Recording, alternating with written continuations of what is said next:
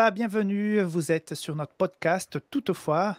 Vous connaissez déjà un petit peu la formule, elle vient de commencer depuis quelques jours.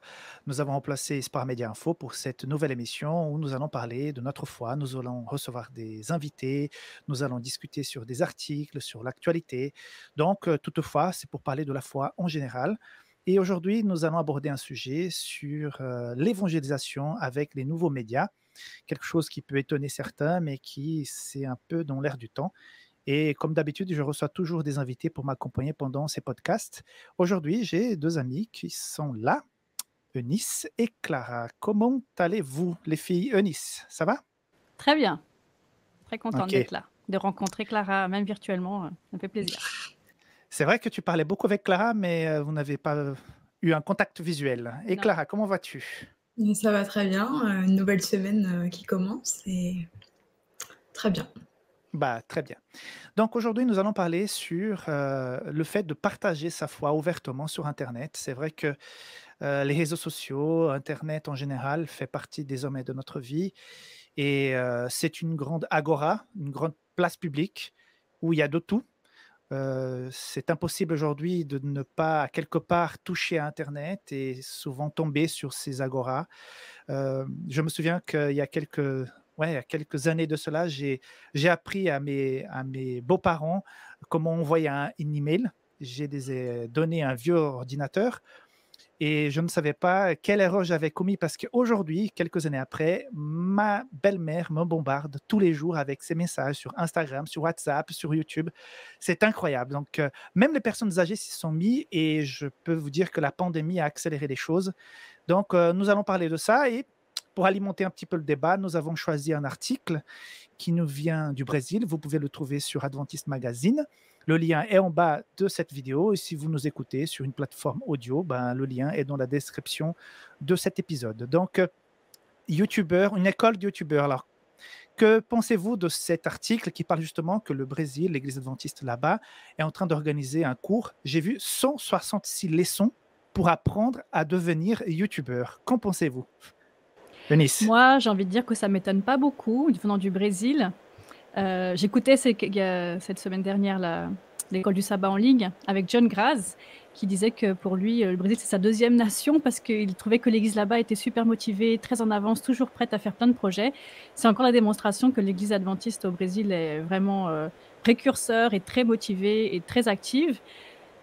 Internet, YouTube, la vidéo, c'est de plus en plus présent dans notre quotidien à tous et ils veulent l'investir après la télé, après la radio. Maintenant, ils veulent investir les réseaux sociaux et ils veulent le faire bien et ils veulent surtout, ce que je trouve très intéressant, amener les laïcs, le grand public, les membres d'église à investir ces lieux parce que justement, les réseaux sociaux, c'est devenu un lieu où tout le monde parle de soi, où tout le monde peut apporter sa pierre à l'édifice. J'ai pas besoin d'être quelqu'un de très connu.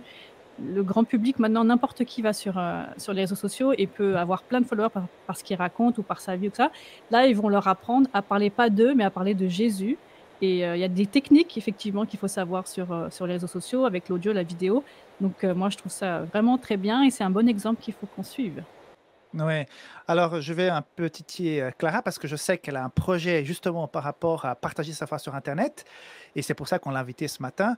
Alors, Clara, c'est pas un peu dangereux d'aller sur Internet et commencer à parler de sa vie, surtout de sa foi, surtout en France, hein? Tu habites le nord de la France. Euh, c'est pas un peu trop risqué? Est-ce qu'il faut pas prendre des précautions et laisser la parole de Dieu seulement dans les églises là où il faut vraiment prêcher? Alors, faut prendre des précautions dans le sens, on ne doit pas parler de soi, mais de Dieu, comme elle dit Eunice. Et non, on a beaucoup de chance d'être dans un pays où on n'a pas trop de problèmes à ce niveau-là. Et alors, c'est clair que l'évangélisation, elle n'est pas forcément aussi simple qu'au Brésil, dans un pays où ils sont très en avance pour Et ça. ouais, la population est assez ouverte, hein? Oui, c'est ça. Et après, c'est sûr, faut s'habituer à faire face à une population qui, effectivement, pas forcément prête. Mais Mhm. c'est pas pour autant qu'il faut se décourager. Et tant que ça touche des cœurs, même si c'est pour toucher une ou deux personnes, pourquoi pas. OK. Alors, parle-nous un petit peu de ton projet. Tu as décidé de se lancer et tu te prépares depuis quelque temps. De quoi il s'agit? Alors du coup, ce projet, il s'intitule Je choisis. Et je fais des vidéos pour parler de sujets d'actualité ou de sujets qui me touchent. Et c'est des vidéos assez courtes, de 3 à 5 minutes. Et j'essaie de me baser sur la Bible, sur des versets et sur ma relation personnelle avec Dieu. D'accord. Donc, à quelque part, tu te racontes, mais tu racontes un petit peu comment tu vis ta foi. Oui, c'est Ok. exactement ça. Et quelles sont les thématiques que tu touches? Alors ça va de tout. J'ai par exemple fait un épisode sur un livre que j'ai lu, un livre chrétien. Mhm. Et sinon, ça parle du fait d'être adventiste et comment les gens réagissent, comment moi j'assume d'être chrétienne, Mhm. et de la mort, de l'amour, de tout. D'accord. Eunice, tu as déjà vu 2, 3 épisodes parce que, à quelque part, nous sommes un peu les coachs de Clara. Donc, quel est ton regard, ton avis quand voilà, comme quelqu'un comme Clara se lance dans ce genre de démarche? Alors moi, j'ai vu effectivement quelques épisodes que j'ai trouvé très bien faits. La qualité est bonne, ce qui est très important en vidéo, qui a une Mhm. bonne qualité d'image, qui a une bonne qualité de son. Donc je pense que tu es bien équipé pour ton projet. Et c'est court, donc c'est ce qu'il faut aussi, je pense, sur Internet pour attirer, enfin pour intéresser les gens, parce que les gens ne vont pas prendre une demi-heure. C'est rare qu'on prenne une demi-heure pour écouter un truc. Voilà, surtout, je pense que c'est plus adressé aux jeunes de ton âge. Enfin, ça s'adresse à tout le monde, mais je pense que ça va peut-être plus Tu dis qu'on est attirer vieux les là, jeunes. Eunice?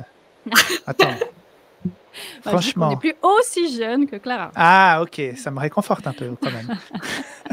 Mais c'est intéressant parce que dans l'article que tu cites, effectivement, ils visent beaucoup les ados, mais on voit que dans cette école de youtubeurs, il y a des pasteurs, il y a des gens plus âgés, entre guillemets, Mhm. qui viennent parce qu'ils ont besoin de savoir technique, de savoir-faire. Donc voilà, on peut prendre exemple sur la nouvelle génération. Et effectivement, nous qui sommes un peu plus vieux, on a peut-être besoin d'en savoir un peu plus. Mais voilà, en tout cas, sur le projet de Je choisis, c'est des choses courtes, efficaces, qui vont droit au but. Ça parle de toi, effectivement, de ton vécu. C'est très honnête et très sincère. J'allais dire, c'est presque mignon de regarder. Non, mais parce que c'est beau, c'est la jeunesse qui est là et qui s'ouvre. Et Mhm. Clara, voilà, elle se dévoile un peu. Donc, c'est Mhm. pas évident. Hein. Donc, ouais, Ouais. bravo. Donc justement, je voulais valoriser l'engagement de Clara parce que je pense qu'il y a plusieurs personnes comme toi, Clara, qui pensent, qui voient un peu les autres, qui racontent de tout et n'importe quoi, des blagues et des trucs. Voilà, c'est assez sympa, mais on regarde, on rigole et puis c'est fini. Et tandis que là, ben, tu apportes quelque chose pour la réflexion, pour construire la personne depuis son intérieur. Et ça, c'est assez sympa. Et je voudrais dire à ceux qui sont là, qui hésitent et qui pensent d'y aller, quoi, de foncer. Parce que je dis tout à l'heure, j'ai posé une question un petit peu pour titiller, mais mes amis, Internet aujourd'hui, c'est la place publique. Et avant, on allait donner des tracts, inviter les gens à des conférences dans la place publique, dans les boîtes aux lettres. Bah, aujourd'hui, c'est la même chose. Internet, c'est une boîte aux lettres. On peut mettre notre message et si les gens veulent l'entendre, ils l'entendront. S'ils veulent savoir davantage, ils pourront le faire. Donc, à mon avis, c'est dans l'air du temps et la Covid à quelque part, nous a poussé à aller dans ce sens. Donc, bravo Clara pour cette démarche. Comment les gens pourront faire pour savoir davantage sur toi, sur ton projet? Comment te suivre un petit peu pour suivre tes émissions? Alors, il suffit de me suivre sur Instagram. Mon compte Instagram, c'est je.choisis-clara. Mhm. Et il est en train de se mettre en place. Les vidéos ne sont pas encore sorties, mais je fais déjà un peu de promo. Je poste aussi un peu de ma vie quotidienne, de ce que j'ai envie, en tout cas toujours lié à Dieu.